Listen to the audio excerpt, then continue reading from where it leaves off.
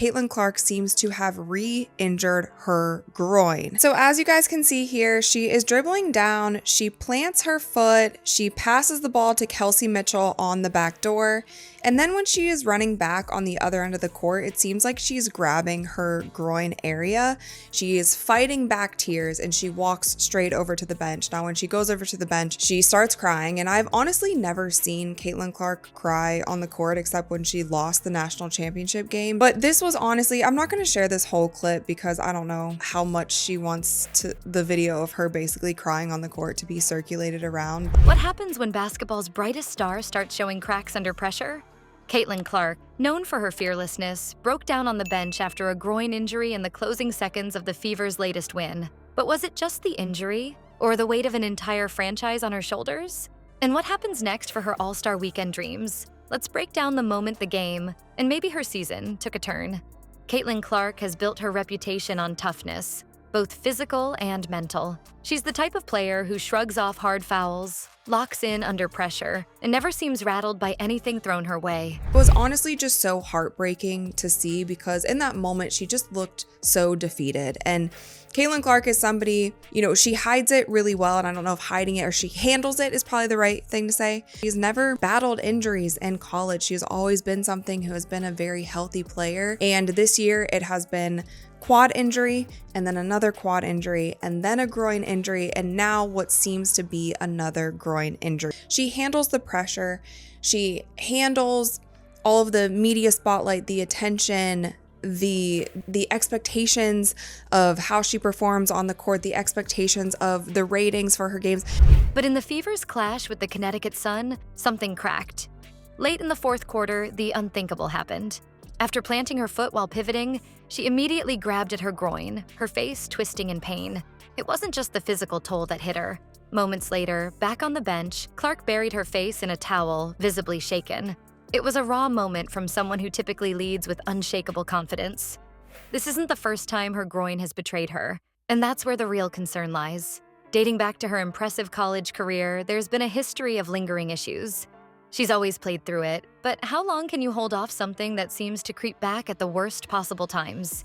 It's not just about what happened in this game, it's about what it means for her future. If this injury doesn't heal properly, her durability could quickly become the biggest question mark in her young, star-studded career. This play in the game was with under 1 minute left in the game against the Connecticut Sun. I'm gonna go into some of the clips that are going viral right now. There are multiple moments in this game that were so egregiously called, or there was no calls by the referees. Now, they were winning by, I believe, 8 points at the time, so I guess the Sun could have came back, but every time the Indiana Fever plays the Connecticut Sun, it is a very, very physical game, and it's getting out of control at this point. Clark's emotional response was human and understandable.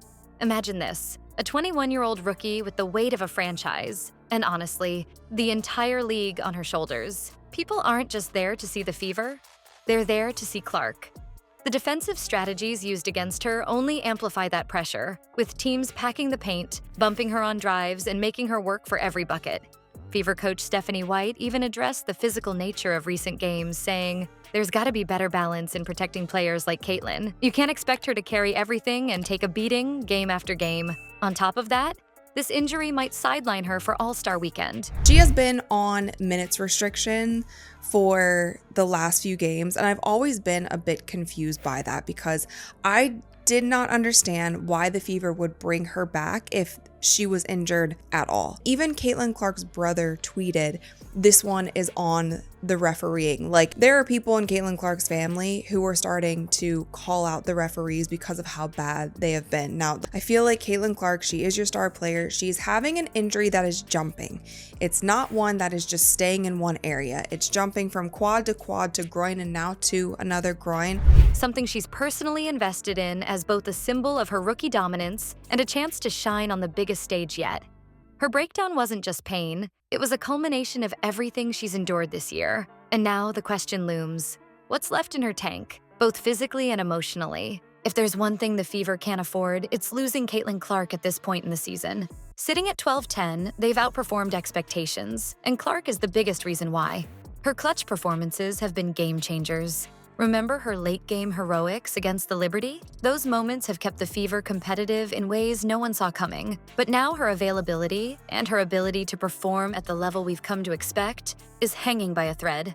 The timing couldn't be worse. We're days away from All-Star Weekend, an event that could have been Clark's breakout on the national stage. She came back, I believe, a little over 2 weeks being out, and I originally thought that they were going to keep her out through All-Star. As heartbreaking as that would be, like, just don't even let her play in the All-Star game. You can't mess around with injuries that are moving around your body, because it means that mechanically something isn't tracking right, something is not working properly. Groins are something that are just so finicky, but they're also things that can lead to bigger injuries. So I just hope that the Indiana Fever's medical staff I just hope that they have the top of the line people in there for her. She was gearing up for the three-point contest and even served as a team captain, both milestones in her rookie season. Now, it's unclear if she'll even be there. And it's not just the festivities at risk.